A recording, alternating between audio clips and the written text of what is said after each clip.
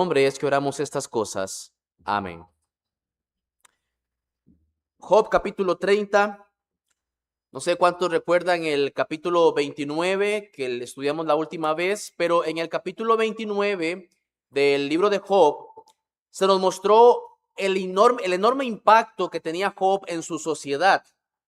Era un hombre muy admirado, era un hombre respetado, era un hombre honrado. No era simplemente alguien que tenía mucho dinero.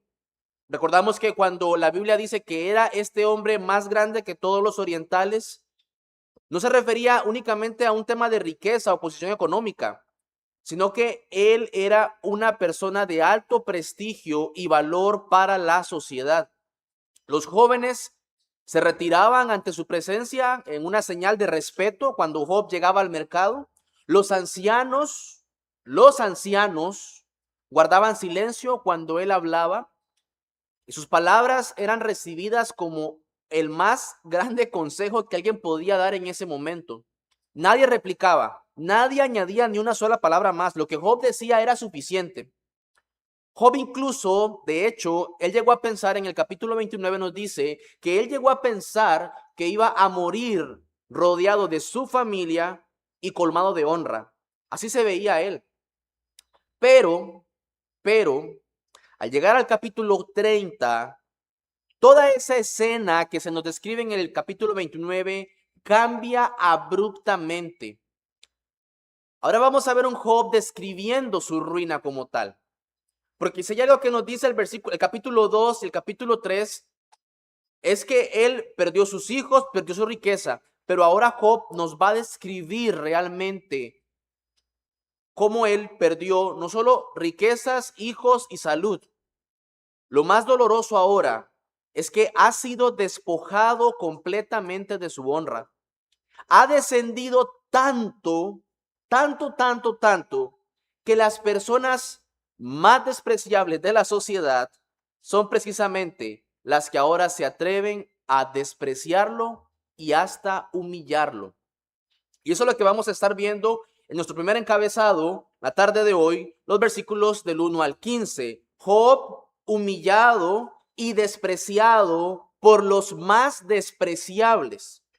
Mira lo que dice el versículo 1. Pero ahora se ríen de mí los más jóvenes que yo, a cuyos padres yo desdeñara poner con los perros de mi ganado.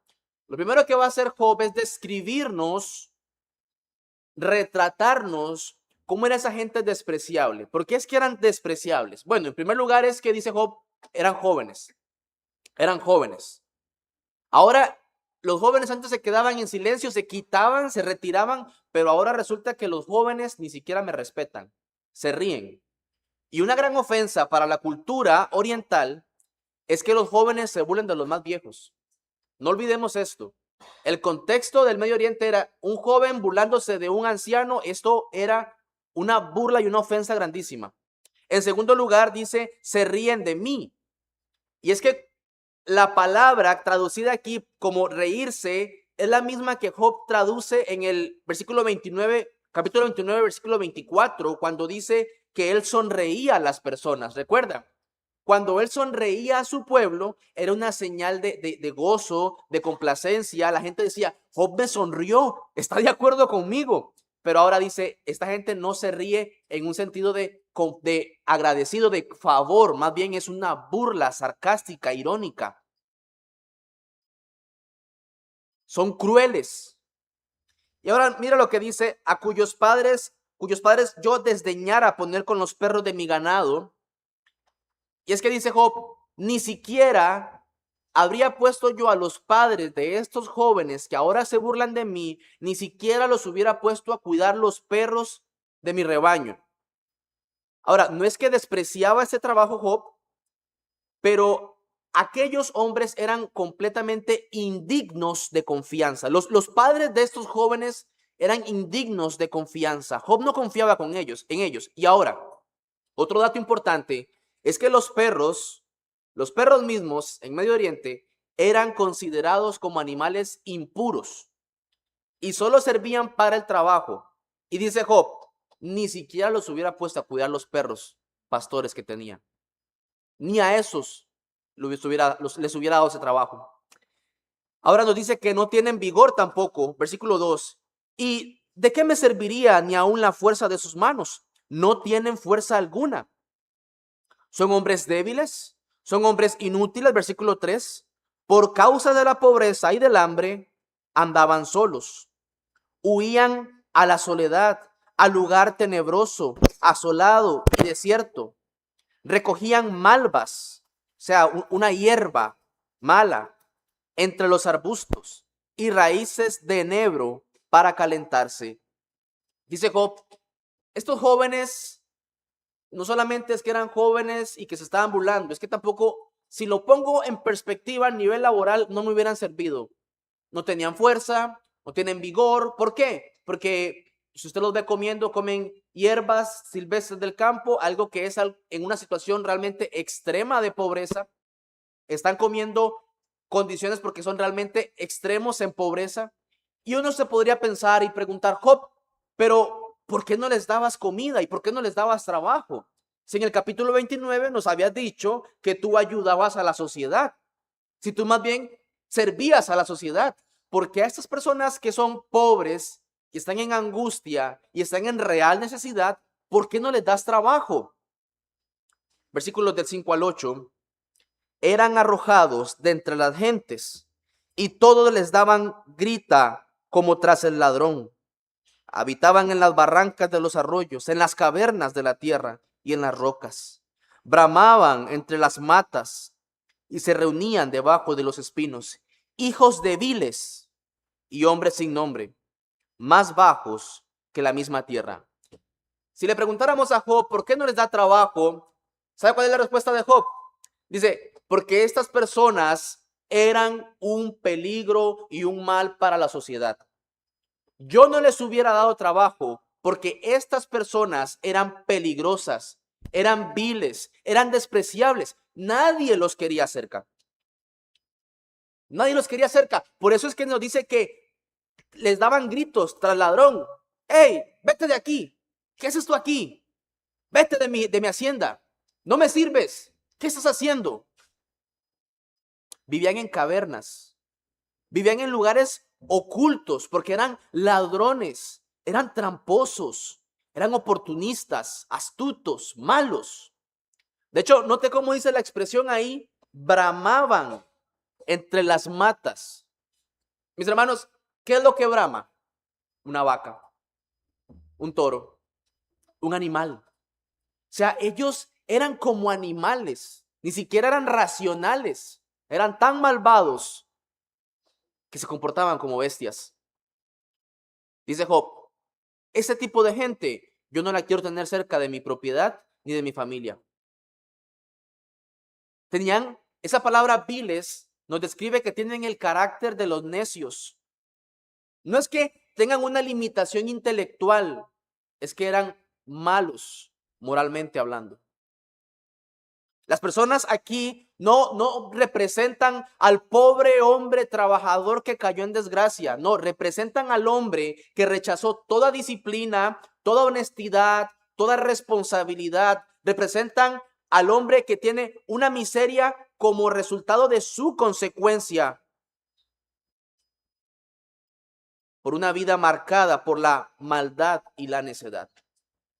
Por eso Job no les da trabajo. Por eso, estas personas que describe Job deberían estar en el fondo de la pirámide social, excluidos por cualquier sociedad sana. Ellos no pueden estar dentro de nosotros. El mismo pueblo, la misma sociedad dice, esa gente no puede estar entre nosotros. Son lo más bajo de lo bajo. Y sin embargo, para sorpresa y consternación, ellos no están en el fondo de la pirámide. Ellos no están en lo más bajo de la sociedad. Hay alguien que está más abajo que ellos. Esa persona es Job. Porque los despreciables, los viles, los necios, ahora son los que se ríen de él. ahora son ellos los que se burlan de él. Mis hermanos, qué terrible es que se rían de él precisamente estas personas. Job es un marginado entre los marginados. Los ladrones y los salteadores se burlan de él.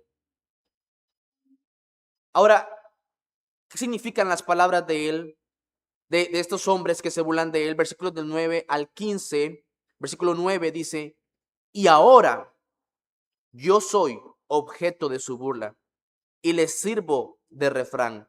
Note este estribillo que se repite una y otra vez. Y ahora, dice Job, soy una canción para ellos, soy un refrán. Convertirse en un Job. Convertirse en un Job significaría para las personas de esta época convertirse en alguien totalmente maldito y arruinado. Imagínense a los niños jugando, el último en llegar se convierte en Job. Nadie quería estar como Job. Se burlan de él. Se burlan. Los hombres de quienes toda la sociedad se aleja, ahora resulta que se alejan de él. Versículo 10. Me abominan, se alejan de mí y aún de mi rostro no detuvieron su saliva. Una vez más, Job describe cuán vil era él para la sociedad. Escupir era una de las mayores expresiones de desprecio en el mundo oriental. Era una forma pública de declarar que alguien era digno de vergüenza, alguien que daba asco, alguien totalmente despreciable. Escupían. Y dice Job, ni siquiera de mi rostro detienen su saliva, me escupen. Versículo 11. ¿Por qué pasa todo esto? Dice Job. Porque Dios desató su cuerda y me afligió. Por eso se desenfrenaron delante de mí. Se desenfrenaron delante de mi rostro, dice Job. El propósito de Job es destacar que aún estos marginados de la sociedad se han vuelto contra él sin las normales restricciones de la sociedad. Es que usted no se puede burlar de alguien que es mayor que usted. Y dice Job, eso está pasando. Es que usted no debería escupir a alguien que está en necesidad, debería más bien dolerse. Y dice Job, no, de mí no se duele, de mí se burlan. Afligen y se mofan de Job sin misericordia. ¿Y es por qué es esto? Dice, Dios ha concedido esta libertad a estos despreciables. Mira, mi hermano, mi hermana, si hay una forma de conectar el capítulo 30, donde Job era realmente respetado, con el capítulo, del capítulo 29 con el capítulo 30, si hay una manera de conectar estos dos capítulos que son completamente opuestos, es esta, diciendo así, Jehová dio y Jehová quitó. Jehová dio en el capítulo 29, pero ahora dice Job, Jehová quitó. Jehová quitó. Versículos 12 al 14. A la mano derecha se levantó el populacho, empujaron mis pies y prepararon contra mí caminos de perdición. Mi senda desbarataron, se aprovecharon de mi quebrantamiento y contra ellos no hubo ayudador. Nadie me pudiera apoyar, ayudar, animar. Vinieron como por portillo ancho, se revolvieron sobre mi calamidad. Job está diciendo, estas personas me están atacando en todo momento. Versículo 15 dice, se han revuelto turbaciones sobre mí, combatieron como viento mi honor y mi prosperidad pasó como nube. Una vez más, versículo 15, dice Job, tengo turbaciones, estoy turbado, pasé del honor y la honra y el respeto a ser despreciado por los más despreciables. El efecto de esta burla, mis hermanos, no es solo herir los sentimientos de Job, es quitarle su honor, su reputación, su nombre como siervo de Dios. Ahora todo se ha desvanecido para Job. Este era Job, este es Job en este momento de la historia. Este es Job ahora. Pero mis hermanos, la humillación de Job, la humillación de Job comienza a cobrar su verdadero significado cuando nosotros entendemos y somos capaces de levantar la vista y contemplar la cruz de Cristo en el Calvario. Ahí es donde agarra sentido y toma sentido.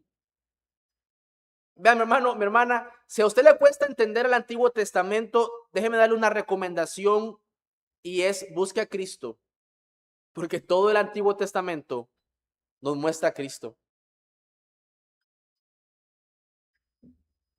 Job no es el destino final de esta historia. Esto que estamos leyendo no es para que tú digas, pobrecito Job, qué triste Job, qué duro Job. Mis hermanos, el sufrimiento de Job anuncia y prepara el camino para el sufrimiento de nuestro Redentor, de nuestro Salvador. Mira, Job fue un hombre justo que cayó desde la posición más alta de honor que tenía una persona en el Medio Oriente para convertirse en el objeto de burla de los hombres más despreciables de la sociedad. Es verdad. No tenían ninguna dignidad y ahora se sentían con el derecho de humillarlo. Pero Job solo anticipa de manera imperfecta al justo que habría de venir. Mis hermanos, Jesucristo es el verdadero Job, humillado. Jesucristo es el verdadero hombre que fue despreciado por lo más despreciable de toda la sociedad. Cristo es el eterno Hijo de Dios.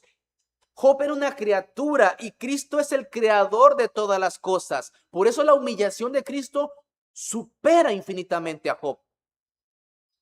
Solo el hecho de que el Hijo de Dios dejara la gloria que compartía con el Padre desde la eternidad para hacerse un hombre, ya constituye una humillación imposible de medir.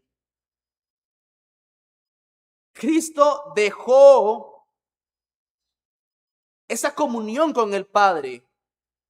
Aquel que sostiene el universo con la palabra de su poder, hermanos, experimentó hambre, sed, cansancio, dolor, tristeza, rechazo por sus criaturas. Pero su humillación no termina allí. Job fue ridiculizado por hombres perversos. Cristo fue insultado por las mismas criaturas que él había formado. Padres, díganme si no hay una cosa que irrite más que tu hijo te falte el respeto. Ahora, las criaturas que él había formado son las que se volvieron contra Cristo. En Isaías 56, mira lo que dice, Isaías 56, di mi cuerpo a los heridores y mis mejillas a los que me mesaban la barba. No escondí mi rostro de injurias y disputos. Dice, yo no lo escondí. Y Mateo registra su cumplimiento en el capítulo 26, versículo 67, donde dice así, entonces le escupieron en el rostro y le dieron de puñetazos y otros le abofeteaban. Hermanos, Cristo Jesús es el verdadero Job. Pero observen otro paralelo conmovedor. Job dice que quienes se burlan de él ahora eran hombres tan despreciables que ni los hubiera puesto con los perros, marginados, rechazados. Del mismo modo, en la cruz, Cristo Jesús fue humillado incluso por uno de los malhechores crucificados junto a él. ¿Recuerdan? Lucas dice en el capítulo 23, versículos 39, y uno de los malhechores que estaban colgados le injuriaba.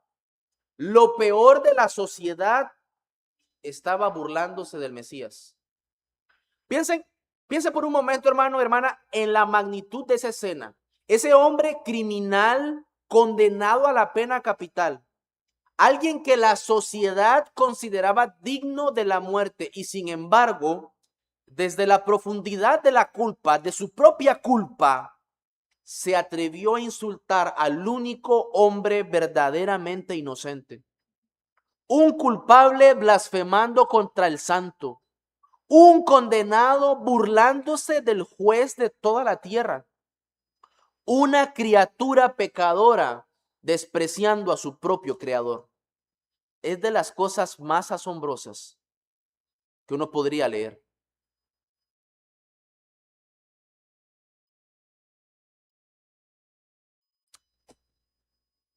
Job soportó un sufrimiento inmerecido. Sus amigos le decían, es por un pecado, y no era así.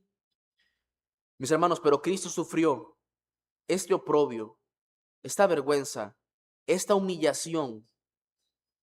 Él soportó el castigo que nosotros merecíamos.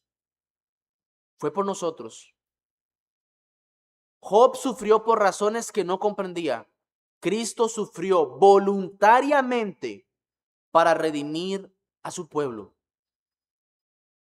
En Hebreos capítulo 12, versículo 3 dice, considerad a aquel que sufrió tal contradicción de pecadores contra sí mismo,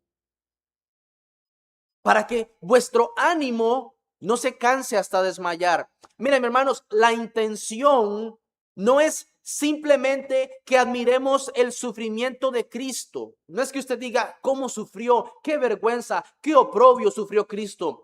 Es impresionante, es digno de admirar. No, mis hermanos, no es esto.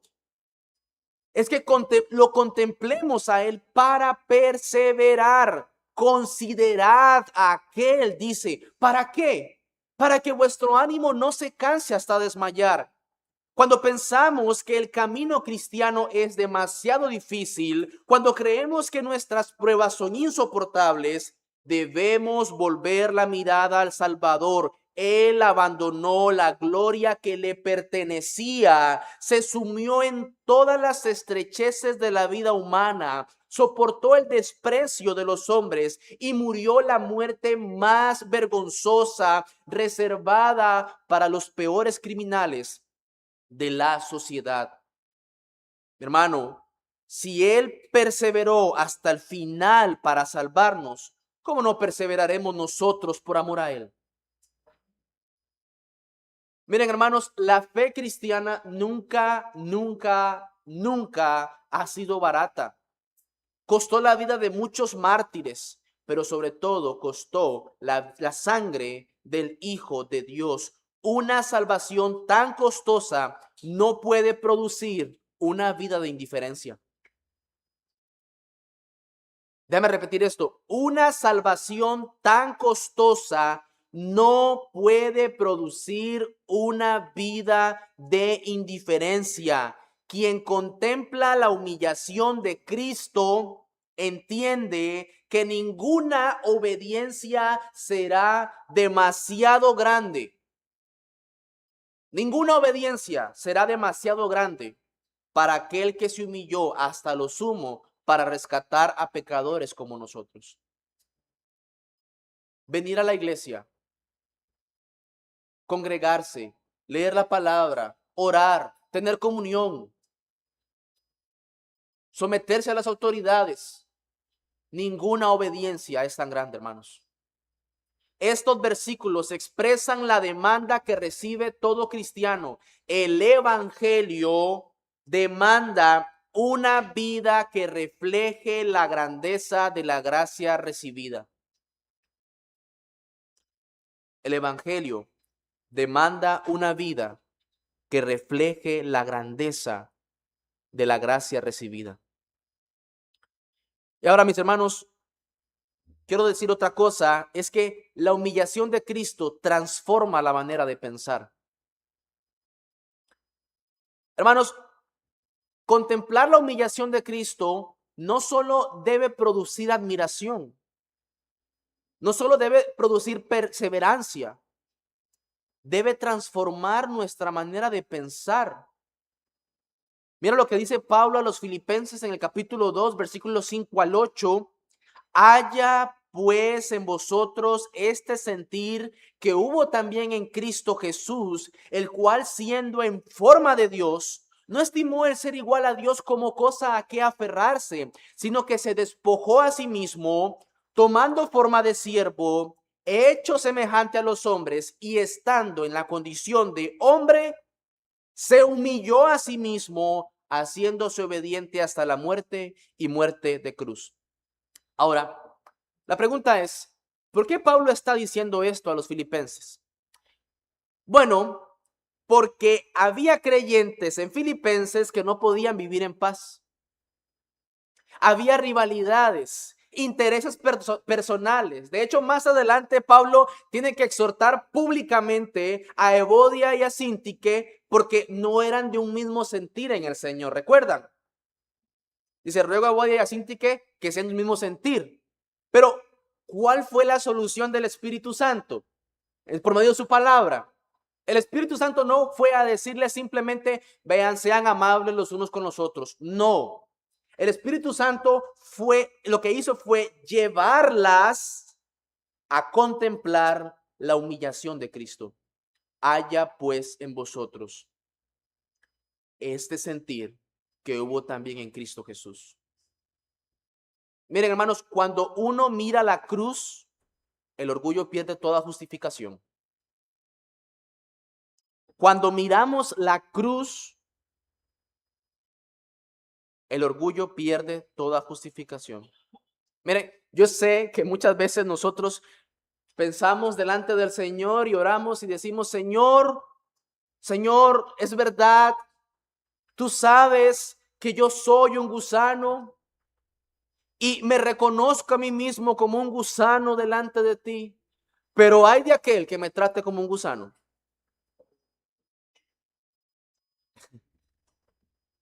Hermanos, seguir a Cristo implica estar dispuestos a perder prestigio, a perder reconocimiento e incluso ser malinterpretados por causa de él. Ahora, no es que buscamos la humillación ni celebramos la injusticia, pero tampoco hacemos de nuestra reputación un ídolo. Nuestra identidad no descansa en lo que otros piensen de nosotros, sino en lo que Dios ha declarado sobre nosotros en Cristo. Ahí está nuestra identidad. Ahora, Job ya ha descrito todo lo que estos despreciables hacen con él y él está realmente confundido y es lo que nos lleva a nuestro segundo punto. Job está quebrantado y desconcertado delante de Dios. Versículos del 16 al 31. Dice el versículo 16. Y ahora, una vez más, ahora mi alma está derramada en mí. Días de aflicción se apoderan de mí. Una vez más, Job enfatiza que su situación era algo que él jamás se hubiera imaginado. El versículo 15 da un giro completo, porque en los versículos anteriores vemos cómo está, el versículo 16, perdón, da un giro completo. En los versículos anteriores, Job está diciendo, ellos se burlan, ellos me escupen, ellos me empujan, ellos me desprecian. Pero a partir del versículo 16, la situación deja de enfocarse en ellos para dirigirse a Dios y a mí. Que ahora mi situación no es horizontal, mi situación ahora es vertical hacia Dios. Versículo 16. Y ahora mi alma está derramada en mí, días de aflicción se apoderan de mí, La noche taladra mis huesos y los dolores que me roen no reposan. No reposan. Versículo 18 y 19. La violencia deforma mi vestidura, me ciñe como el cuello de mi túnica. Él me derribó en el lodo y soy semejante al polvo y a la ceniza. Una vez más, Job está describiendo su dolor. Él lucha contra el dolor puro de su enfermedad, como si fuera objetivamente un monstruo aterrador que lo está devorando, le devora la carne de día y de noche, lo está destruyendo. Dice, estoy arruinado, arruinado. Versículo 20, clamo a ti y no me oyes. Me presento y no me atiendes. Te has vuelto cruel para mí. Con el poder de tu mano me persigues. Me alzaste sobre el viento, me hiciste cabalgar en él y me disolviste mi sustancia. Porque yo sé que me conduces a la muerte y a la casa determinada a todo viviente. Mas él no extenderá la mano contra el sepulcro. ¿Clamarán los sepultados cuando él los quebrantare? Los versículos 20 al 23 son el corazón de los capítulos 29 al 31. 29, 30 y 31, el centro, el corazón de esos capítulos son estos versículos 20, 21, 22, 23. ¿Por qué? Dice Job, clamo a ti y no me oyes. Me presento y no me atiendes. Job se dirige directamente a Dios. Está atrapado en la miseria del ahora, que parece eterna. Y Job, ¿qué hace? Hermano, ¿qué hace cuando usted está en angustia y necesidad? Clamar a Dios. Y dice Job, yo estoy clamando a Dios y pidiendo ayuda, pero Dios no le da respuesta. Job se levanta en una postura de súplica urgente. Vean, si hay alguien que estaba en el culto de oración, era Job. Era el primero, porque él estaba en angustia y necesidad. Pero Dios simplemente lo mira con inacción silenciosa. No atiende. Aquí hay un hombre que ora como nunca antes lo había hecho. Y sus oraciones son recibidas con silencio desde el cielo. Es como cuando usted va al hospital y le dicen, espérese ahí, ahorita lo llamo. Y pasan horas y nunca lo llaman.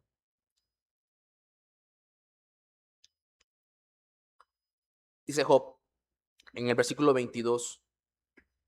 Me alzaste sobre el viento, me hiciste cabalgar en él y me disolviste mi sustancia.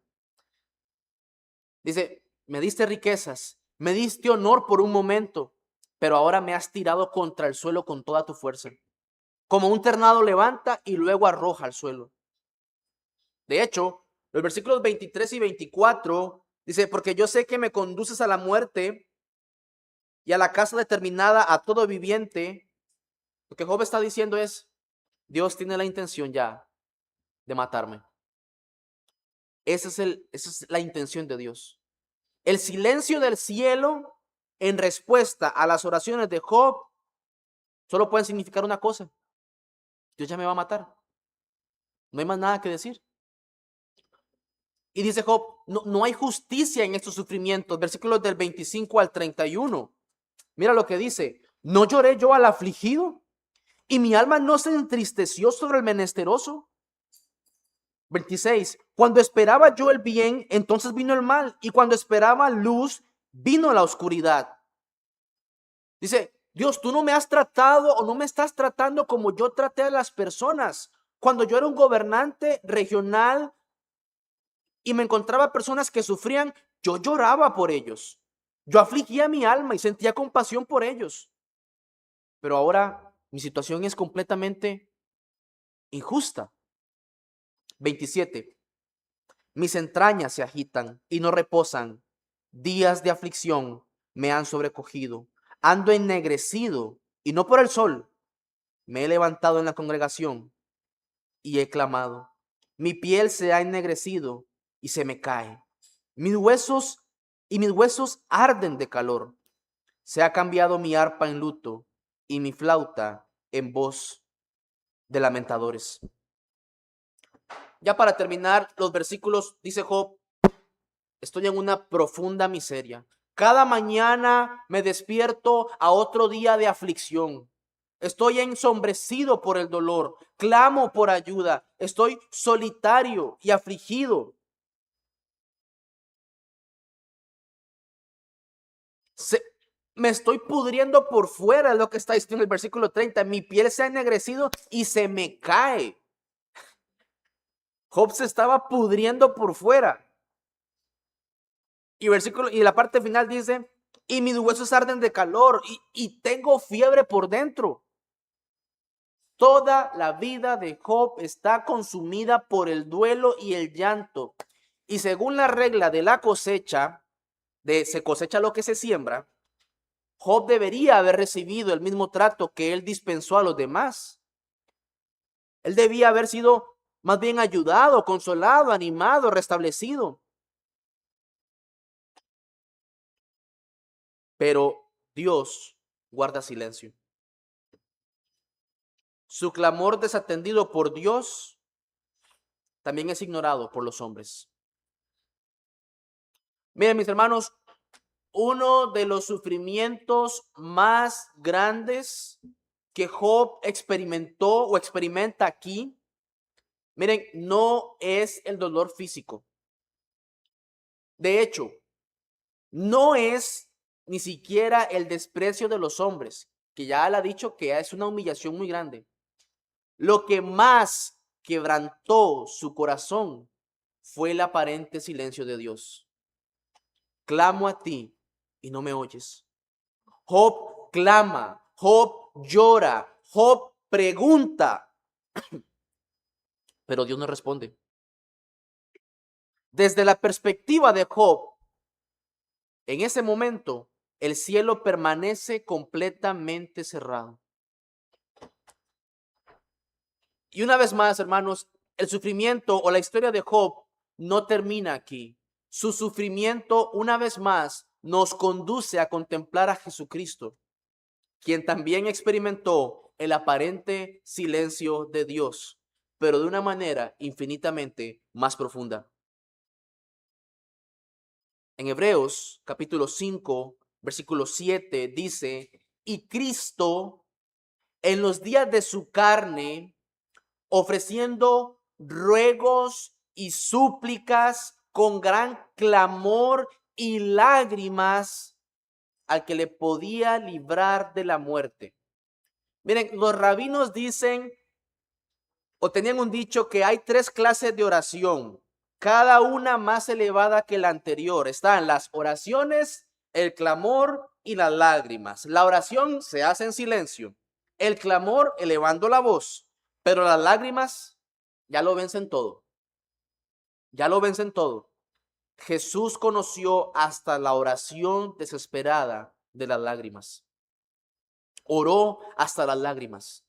Nuestro Señor también clamó. Nuestro Señor también lloró. Nuestro Señor también llevó delante del Padre el peso de su angustia. En Getsemaní rogó con gran clamor y lágrimas. ¿Y cuál era su temor? ¿El morir? No. No, porque la Biblia nunca nos muestra que él no tuviera la intención de morir. Fue Pedro el que le dijo, Señor, nunca te acontezca todo esto que dices. No. Lo que él temía era que el rostro del Padre se escondiera de él. Esa comunión perfecta. En la cruz él exclama, Dios mío, ¿por qué me has desamparado? Dios mío, ¿por qué me has desamparado? Pero Hebreos no termina ahí. en el versículo 7. Dice, y Cristo en los días de su muerte, ofreciendo ruegos y súplicas con gran clamor y lágrimas al que le podía librar de la muerte, fue oído a causa de su temor reverente. ¿Cómo es eso de que fue oído si al final terminó muriendo en la cruz? Fue oído, dice. Bueno, en primer lugar, porque el Padre no respondió librándolo del sufrimiento, sino fortaleciéndolo para que pudiera atravesarlo y cumplir perfectamente la obra de redención. El Padre lo fortaleció.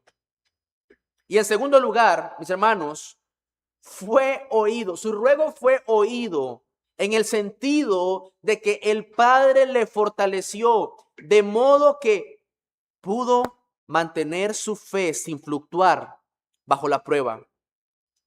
Él siguió diciendo, Dios mío, siguió siendo ese clamor filial, reclamando a Dios como suyo, aunque Dios escondió su rostro. Cristo siguió diciendo, Dios mío, Dios mío. Él seguía siendo su Dios. Él seguía siendo de él. Hermanos, el silencio del Padre nunca significó la ausencia de su amor. Al contrario, era el camino por el cual estaba llevando a cabo el plan más glorioso de toda la historia de la humanidad, la salvación de su pueblo. Por ese silencio. Y hermanos, esto cambia por completo la manera en la que nosotros interpretamos el silencio de Dios. Mira, mi hermano, las oraciones serán respondidas, pero solo cuando los sufrimientos hayan logrado aquello para lo que Dios los ha destinado. Voy a decir esto una vez más. Las oraciones serán respondidas, pero solo cuando los sufrimientos hayan logrado aquello para lo que Dios los ha destinado. De manera similar, sigue siendo hoy para los cristianos. Cuando Dios guarda silencio ante nuestros gritos urgentes, cuando Dios calla, mira, mi hermano, mi hermana, lo hace por planes y propósitos mayores. Al final, Job termina conociendo mucho mejor y mayormente a Dios. Pero ahora, como dice él, solo llora y sufre porque Dios guarda silencio total. Muchas veces pensamos que si Dios tarda en responder nuestras oraciones es porque se ha olvidado de nosotros, o porque no tenemos esa fe suficiente, o porque no somos tan amados y especiales como otros. Usted escucha de un hermano que el Señor escuchó su oración y la atendió, pero a mí yo estoy pidiendo y no me contesta. Es que ese hermano sí ya, el Señor sí lo ama más a él. Eso es una mentira de Satanás. El evangelio destruye eso. Si el Padre no dejó de amar a su propio Hijo cuando guardó silencio en Getsemaní y en la cruz, tampoco ha dejado de amar a sus hijos cuando parece guardar silencio en medio de las pruebas. Mira el caso de Jairo en Marcos capítulo 5. ¿Recuerdan la historia? Dice que Jairo llegó donde Jesús porque su hija estaba muriendo, estaba enferma. ¿Recuerdan? Y le dice, Señor, mi hija está agonizando. Sánala, sánala. Y dice que Jesús iba de camino y una mujer toca el borde de su manto y Jesús detiene todo el camino. Imagine por un momento, él se detiene para atender a una mujer que tenía una enfermedad de hace 12 años. Vean, unas horas más no hubieran hecho diferencia. La hija de Jairo se estaba muriendo y Jesús se detuvo. Jesús se detuvo para atender a esta mujer. Humanamente hablando, aquello parecía un retraso innecesario, completamente. Imagínense a Jairo corriendo y diciendo, Señor, mi hija se está muriendo. Después atiendes a esta mujer, mi hija se está muriendo. Pero el Señor se detiene. Hermanos, y al final, la niña muere. Y Jairo esperaba que Cristo sanara a una niña enferma, pero Cristo le dio algo muchísimo mejor: devolverle la vida a una niña muerta y fortalecer su fe al revelarle de una manera mucho más gloriosa quién era Él. ¿Quién era Él? Lo que parecía una demora era en realidad el escenario perfecto para una manifestación mayor de la gloria de Dios. Ese silencio de Dios. Mira al apóstol Pablo con su enfermedad. ¿Cómo te imaginas a Pablo diciendo, Señor, si yo no tuviera este hijón, yo serviría mucho mejor en el ministerio? Te ruego que me lo quites. Mira, Señor, yo pudiera ser más útil en el ministerio. Te ruego que me lo quites. 3 veces. Y Dios le dice, Pablo, no es por ahí. Bástate mi gracia, mi poder se perfecciona en la debilidad. Dios sabía exactamente qué hacer, pero también sabía cómo hacerlo y cuándo hacerlo. Aplica para Jairo, aplica para Pablo, aplica para Job, aplica para nosotros, hermanos. Nosotros vemos el presente, Dios ve la eternidad. Nosotros pedimos alivio, Él está formando a Cristo en nosotros. Nosotros queremos respuestas inmediatas. Él está produciendo una gloria eterna que hoy todavía no alcanzamos a comprender. Cuando clamamos y Él no nos oye.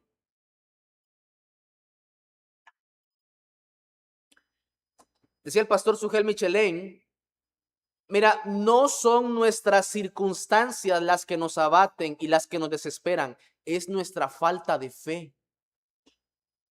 Muchas veces no conectamos los puntos entre lo que sabemos de Dios y lo que estamos viviendo.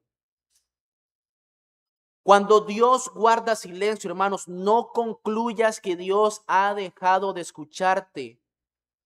No pienses que se ha olvidado de ti.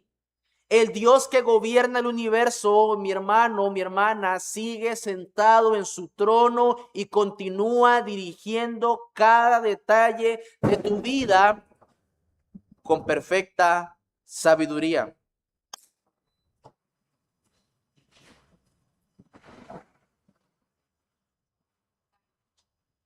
Cada detalle, hermanos.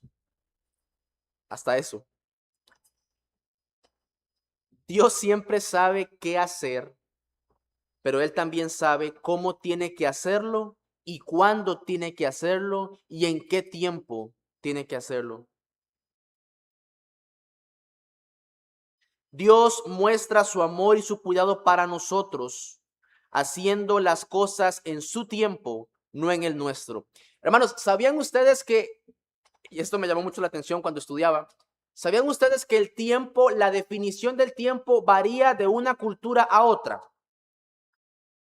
Por ejemplo, si un gringo te invita a una fiesta de cumpleaños a las 10 de la mañana, a las 10:30 él va a decir, no vino nadie.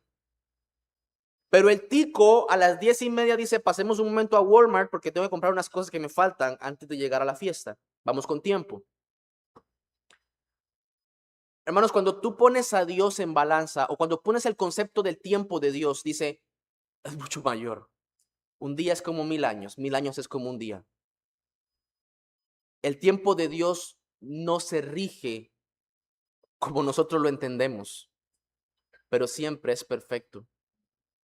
Hermanos, cuando tengas dudas, no interpretes el silencio de Dios a la luz de tus circunstancias. Interprétalo siempre a la luz de la cruz. Romanos 8 nos recuerda, el que no escatimó ni a su propio Hijo, sino que lo entregó por todos nosotros, ¿cómo no nos dará también con él todas las cosas? Esa es la respuesta definitiva para todo creyente. Si Dios ya nos dio el regalo más grande que podía darnos, su propio Hijo, ¿cómo podríamos pensar que ahora guarda silencio porque ha dejado de amarnos? Si no nos negó a Cristo, tampoco nos negará nada de lo que verdaderamente necesitamos para cumplir sus propósitos. Mira, mi hermano, mi hermana, quiero concluir con lo siguiente. Quizás hoy, como Job, no entiendas por qué Dios guarda silencio. Pero un día comprenderás lo mismo que Job llegó a comprender al final del libro. De oídas te había oído, mas ahora mis ojos te ven. Dios nunca dejó de gobernar. Dios nunca dejó de amar. Dios nunca dejó de perder, nunca perdió el control de tu sufrimiento o de tu petición. Mi hermano, mi hermana, ¿qué estás pidiendo hoy todavía en lo que todavía no tienes respuesta? ¿La salvación de un ser muy amado y todavía no hay respuesta? ¿La sanidad de una enfermedad y todavía no hay respuesta? ¿Un mejor trabajo o un trabajo y todavía no hay respuesta? Hermano, mientras el cielo permanece en silencio, descansa en esta verdad. El silencio de Dios nunca significa la ausencia de Dios. Muchas veces significa que Él está obrando de maneras mucho más grandes de las que hoy puedes imaginar. Señor bendiga su palabra. Gracias, Padre, por tu palabra. Oh Señor, ayúdanos a confiar y a descansar siempre en tu soberana voluntad y en tu sabiduría. Aun cuando clamamos y sentimos que está el cielo en silencio, Señor, tú sigues gobernando. Nos has dado a tu Hijo Jesucristo. Ayúdanos a esperar en ti. Gracias por tu palabra, Señor. Bendice a tu pueblo, porque te lo pedimos en Cristo. Amén.